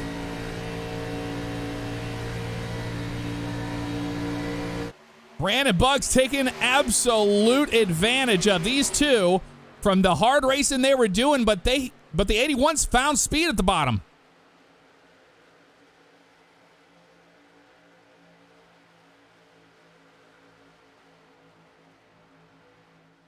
There's side-by-side action back there in the 8th and 9th spot as Siv Ryan and Jason Lance are battling out, but I am not taken away from this action right here. The 67 right across the nose of the 81.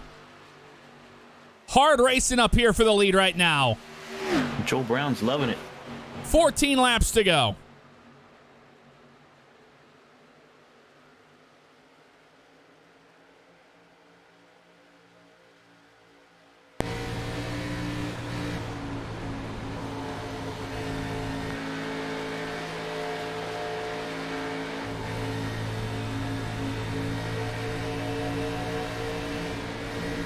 Graham makes a shot to the 67, gets him a little squirrely there. That's going to open up the door for the 81 of Brandon Buggs.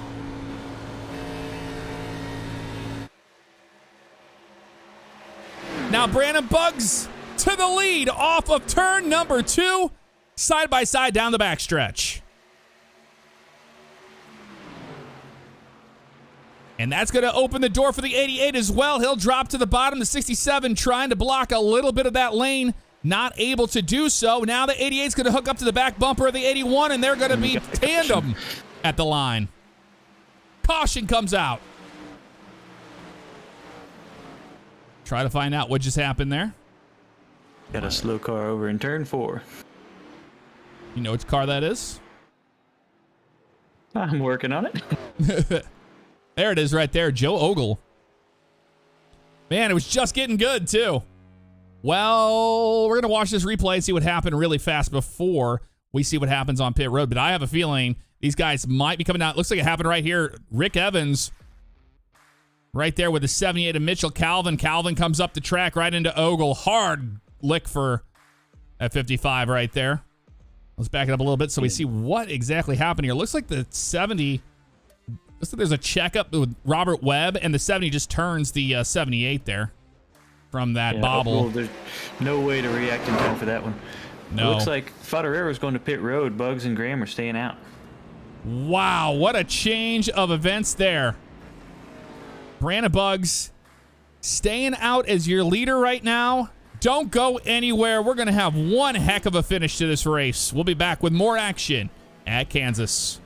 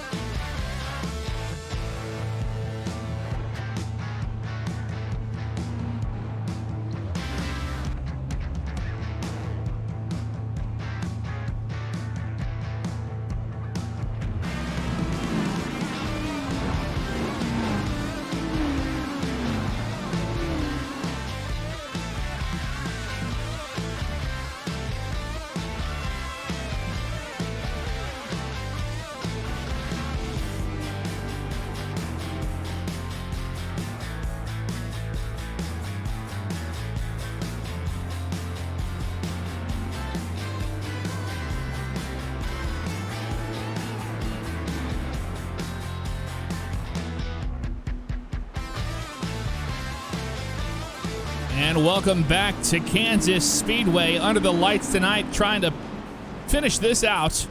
Lap 125 will be restarting on lap 126 of 134. 2x2, and things have changed quite a bit as Brandon Buggs was able to capitalize on the racing we saw between the 88 and the 67 of Favignano. And now he is in a spot to be the control car at the Geico restart zone. I have to say apologies. For some reason, the iRacing services are having some issues on the server, and we saw the cars disappearing and reappearing and having some skips and all that stuff as well from all of that. But right now, 2x2, we're going to see this restart right up here in the front. Yep, still having some issues with it. Hopefully, the server will be able to hang on there. James Hilton starting P8, P9, Jason Lance. You got Siv Ryan rounding out the top 10 right there. Everybody else out in front. We're going to see if those tires matter for the 67 of Favignano. Here comes the pace truck down and away. And now that's going to give the 81 the control into the Geico restart zone. Green flag back in the air.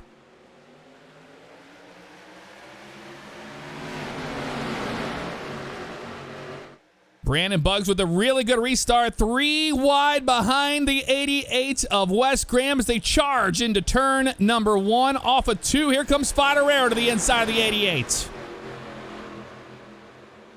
Still trying to figure it out. Behind them is the 89 of James Hilton here. Here comes the 81 to throw a block on the 67 a little bit here as he saw that run coming.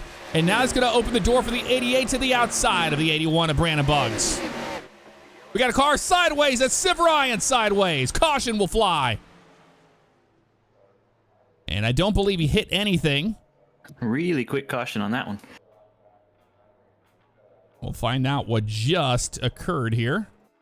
But it looks like it was a self-spin from what I could tell. Ryan on those colder tires there on the outside, or at least with a heat cycle.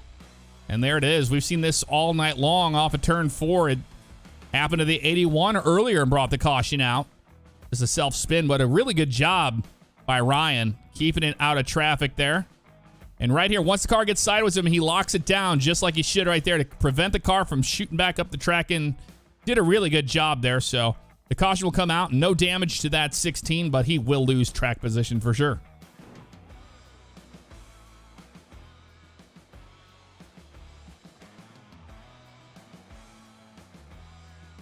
Well, that was an eventful restart. We had Favignano showing his muscle there on the new tires. And he wasn't able to get by the 81 so much, but he was able to throw some moves on him. But the 88 of Wes Graham was there where it counted, was able to take that position away from Brandon Buggs, and he will be the control car on the next restart. That's the 22 of Alex Reno. Will be the lucky dog on this one. Alex Reno in that 22 will be back on the lead lap, scored in P16. And now we're going to be getting that territory, Tony. Let's talk about the green-white checker situation. You think we're going to get close to it? You know, I really hope not. You know, if we can go green, my prediction on the over-under looks pretty good, and it makes me look like I know what I'm talking about. But, you know, if we do end up with some green-white checkers, it'll be certainly exciting, that's for sure. But I hope we don't have to get to that. I hope we can get these in. It's only a matter of time before we find out, because it was a fast caution. Nobody's coming down pit road. Nothing crazy like that. No wave arounds. Favignano cleaning his tires off behind the 81, and behind him, that is the 48 of Nick Sargent. Don't count him out. He knows what it's like. He saw how the 81 was able to capitalize on the racing between the 81 and the 88 out front, and between the 88 and the 67. And I think Sargent learned from that and saw, you know, it could take up three laps and you could make a move on them if they are really, really going at it like they were. And if you have a little bit of a dancing partner, it helps a lot. We saw that push from the 88 earlier with the 81. That definitely helped out getting by Favignano. Yeah, Favignano's got the freshest tires out there as well, so he's got the advantage. But, you know, these two guys in front of him are not going to make it very easy for sure, because they're going to have their own fight. They're going to be blocking the track. Let's take you through the top 10 right now. Wes Graham is the leader. Behind him, Brandon Buggs started 8th, and he's had one heck of a day. Had a self-spin off of turn 4 on cold tires, but he finds himself in the 2nd position. Leonard Fodorero been so dominant today. Definitely the car to beat. He's got the most laps led here tonight at Kansas. Can he do it again and go back-to-back after winning at Wilkesboro? Behind him, the 48 of Nick Sargent. Started 5th and runs in the 4th spot. Zachary Guzman had an interesting night so far. He's been all the way to the front, all the way to the back, all the way to the front, all the way to the back. Started 26th, currently in P5. Joel Brown started 21st and has edged his way ever so slightly towards the front in the 6th position. James Hilton having a fantastic night, starting 18th, running in 7th. We saw Nick Gould getting that crash with Lance earlier. After starting 15th, he runs in P8. P9, Jason Lance, after starting 6th. And then rounding out your top 10 right there, Tyler Schultz. What an incredible night he's had. And now he's able to get that track position back up there in the top 10 as it stands right now. Wes Graham, the leader, will be bringing you to the Geico restart zone this time by, as the lights are off on that pace truck. And we're going to be restarting lap 134, so 3 laps to go when we go green. And as long as we stay green, it will be that way. If a caution comes out, we're going to be looking at green, white checkers. And we will have, I believe it's up to 15. Is that right, Tony? That is correct. 15 green, white checker attempts tonight. So we hope it doesn't get to that position. I don't think it will. I think we're going to see some good, clean, respectable racing out of these guys out front. But this is also a good territory where we see guys make huge mistakes, and it can cost them. So lights off of the pace truck, about to duck down. And that is going to be Wes Graham electing to take the outside lane on this restart. He is the control car, not the 81. Into the Geico restart zone. The 81 has to stay behind him. And green flag back in the air. Outside lane did not get a real good start. The 20 of Orendorf's around into the Spells driver. The 13 caution comes back out. Nick Gould backwards on the track.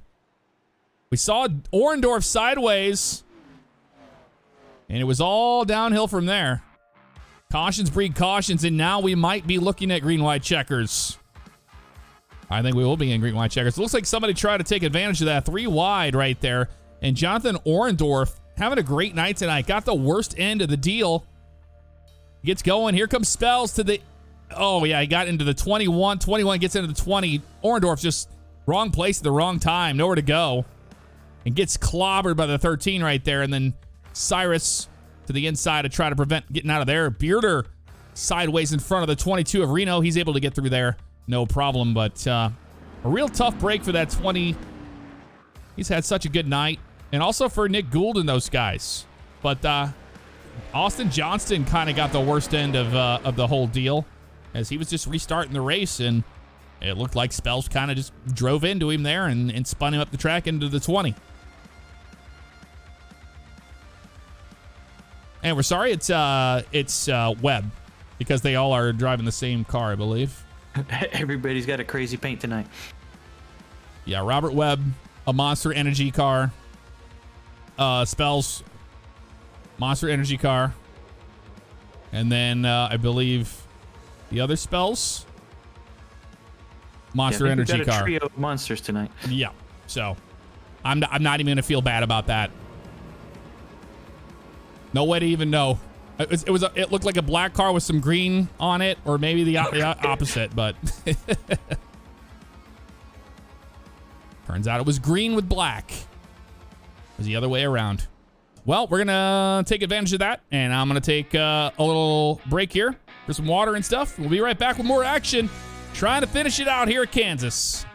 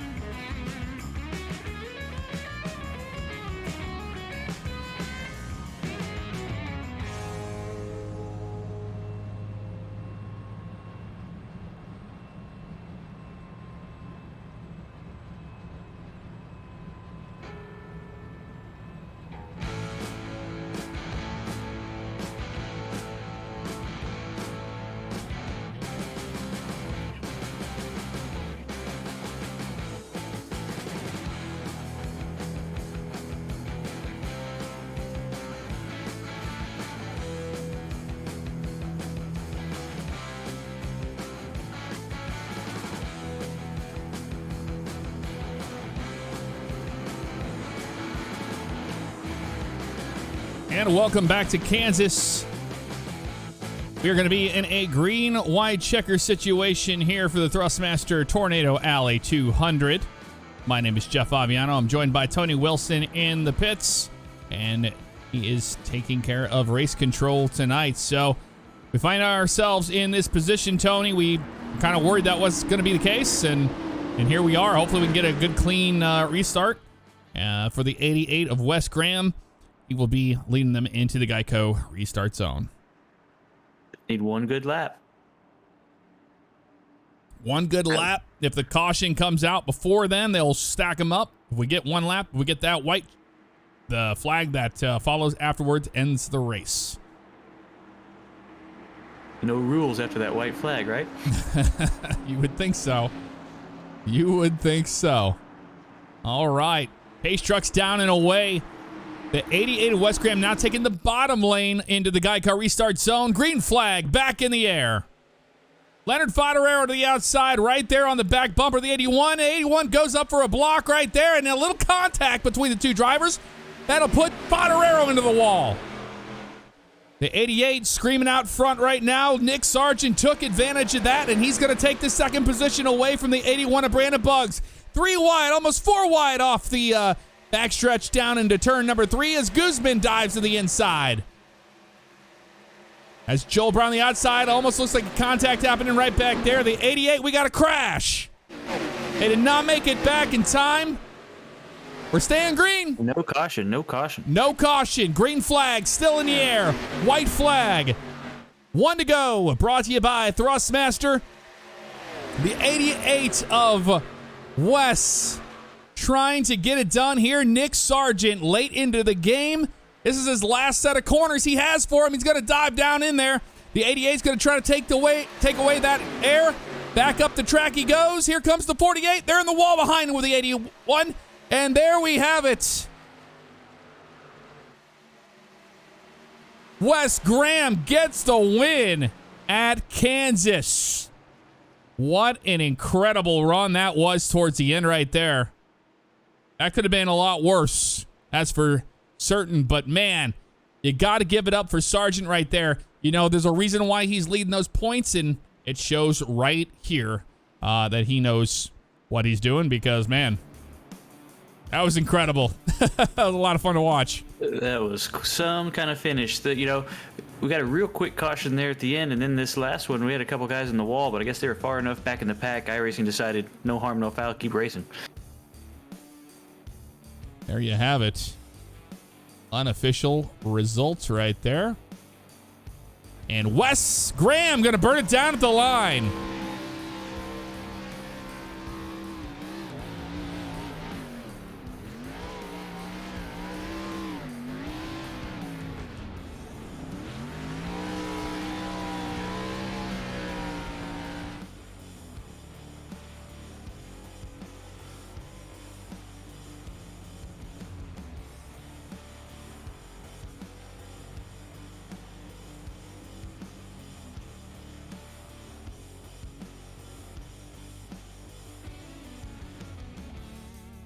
So Wes Graham going to get the win here tonight, and we'll get you your unofficial results. The server is really having some issues.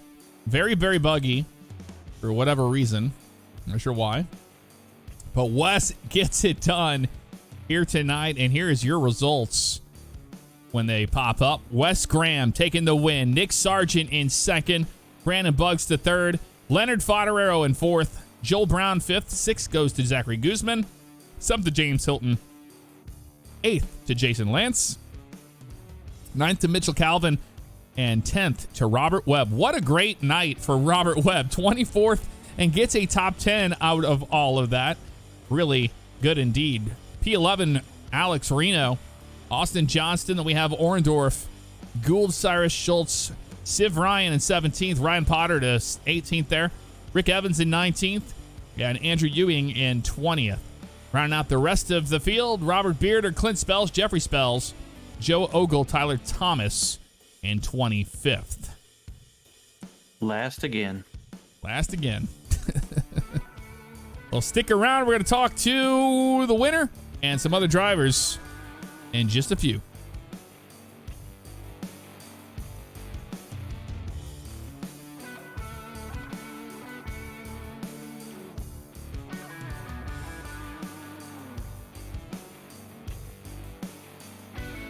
All right. We are going to talk to our winner and some other drivers as well. What an amazing end to that race. And so much green flag racing early on, Wes, and you came down on pit road.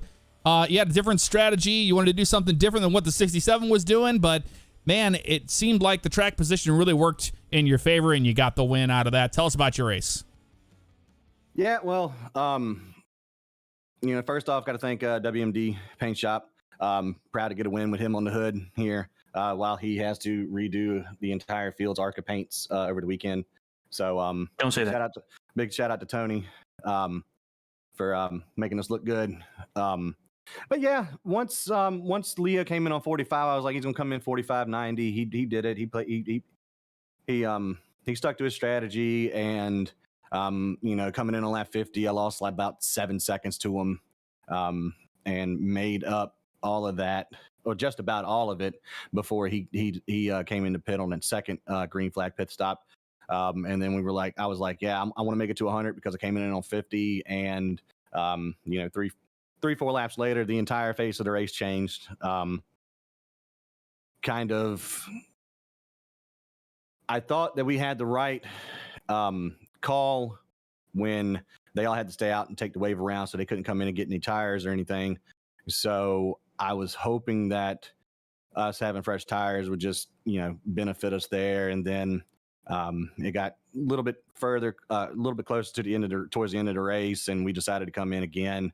And then that next caution, everybody except for me, Bugs, and I think one or two others came in. So it got kind of messy there at the end with the cautions. I'm not sure what all that was about, but last week I said I was coming here looking for a win.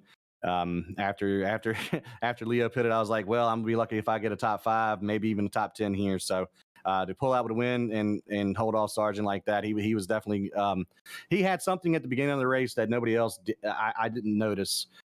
He was running the bottom pretty well, and they just updated everything, so wasn't sure what was going to work here. But the high side, on that long run really helped us out. So just big shout out to all of the guys here. They ran a great race, and glad to go ahead and get this one knocked off. Wes Graham going to get his first win of the season 11, at a track that is his favorite to run, and the ARCA car definitely did well with that. But right behind him was indeed Nick Sargent. Nick, man, you had speed all night long. You got so close there at the end. Anything you could have done different? Needed one extra lap, which we couldn't get because cars in the back were wrecking. They can't even make positions because there's so many laps down. But it's just a little annoying. I wanted to go green for at least like 3 or 4 laps there at the end. The second to last restart, I had a really, really good restart, and was thinking I was going to be able to make a move maybe out of 2 into 3 or something. And I don't know. That last lap, I dove it in as hard as I could, trying to at least maybe get to his bumper, and just barely off. But at the beginning of the race, coming into this, I kind of had that strategy of wanting to run the bottom. This is also one of, if not my favorite track. So I've run it a lot in the past, and I've always kind of run the bottom. And I realize, the first 20 or so laps, you're pretty slow and you get passed by a bunch of people, but then it really starts to come in. And I just made that one mistake and slapped the wall, and that kind of put me back a little more. But overall, it's still a good race. I'm happy to finish second. Just wish we had a few more laps at the end. Nick Sargent started 5th, and he's going to finish in the 2nd position after coming into the race as the points leader, and will maintain that quite comfortably. Behind him was Brandon Bugs, and Bugs, there towards the end, you just had to do what you had to do. Saw some blocks there on the 67 car on that last restart. How crazy was it? And also, what happened there on turn number 4 with the cold tires? Yeah, that's just what it was. It was just cold tires. When I first started practicing here, you could go flat out for the first 5-10 laps, no problems. And as it got later in the night, I don't know if the track, heated up or what the issue was, but it just got slicker out there. So on cold tires, you had to take it easy first 2 laps. before you could really power out of the corners. And I was just trying to keep pace with Wes there after coming out of the pits and just lost it. But I really wish that caution at the end didn't come out. We had a great strategy. I was sticking with Wes on the pits, and it worked out in our favor. We would have been me and him racing at the end there with our fresh tires, but we had all these cautions, which really caused a lot of issues. But yeah, I mean, people on fresher tires behind me, I had to do what I had to do, and I wanted that podium. Well, it worked out in your favor. You started 8th, and you're going to finish in the 3rd spot. And we'll talk to Leonard next. Leonard, what a dominant performance early on in the green flag racing. Then the cautions came, and then your strategy kind of got thrown out the window there. Anything you could have done different there? But tell us about your race. For the most part, the beginning of the race was good. I knew I had the ability to save the tires better than most people. That's what I did. I waited for Wes to just burn his stuff up on the first 30 lap stint we had. Then once I got past him, it was just smooth sailing from there for keeping my tires fresh, just run my pit strategy, do everything I need to do. And then there at the end of the race, it just got frustrating. Pit strategy went out the window. Seems like something at a spin gate, but just pit strategy went out the window and then blocked all over the place, put in the wall. But I mean, it is what it is. So frustrating, but it happened. There you have it. Leonard started 2nd, and he's going to finish out in 4th. I have 2 more drivers I want to talk to. One of those being, what an incredible performance tonight, and that track position just kind of came into play there.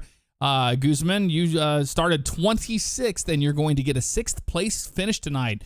A nice top 10. Thank you. I had some great coaches in my ears for that. Thanks, Wes and Bugs. I followed what they were doing and just managed to stay up there. There you go. He started 26th. He's going to finish 6th. And I have to talk to another driver. Started 24th and will get a top 10. The best run of the season for sure. Robert Webb, tell us about your race and how that all came to be.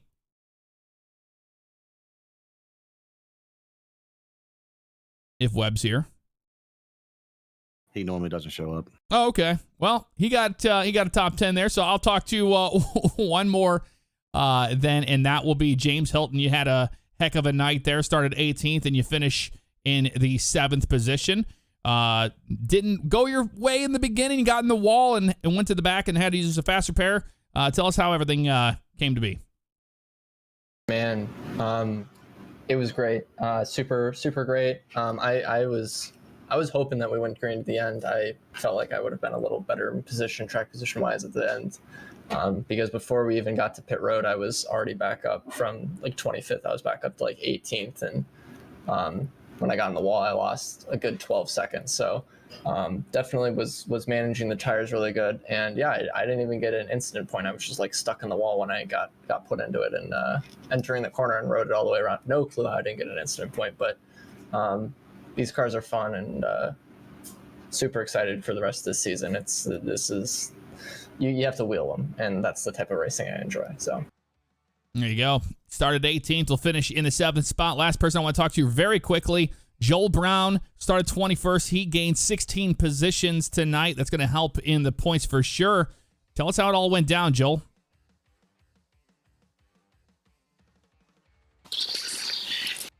Yeah, that was a heck of a race for sure. It was a lot of fun. I wanted to.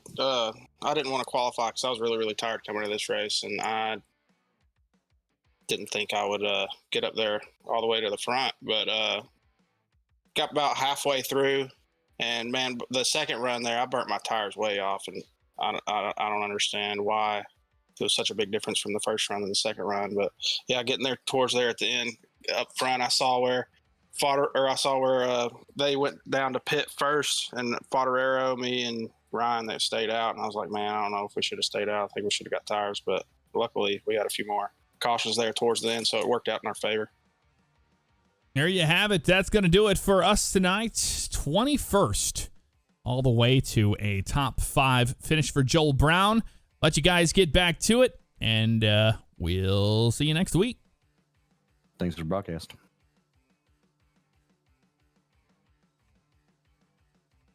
All right. Well, that is going to do it for us tonight. And stand by for a raid over to Wes the Mess.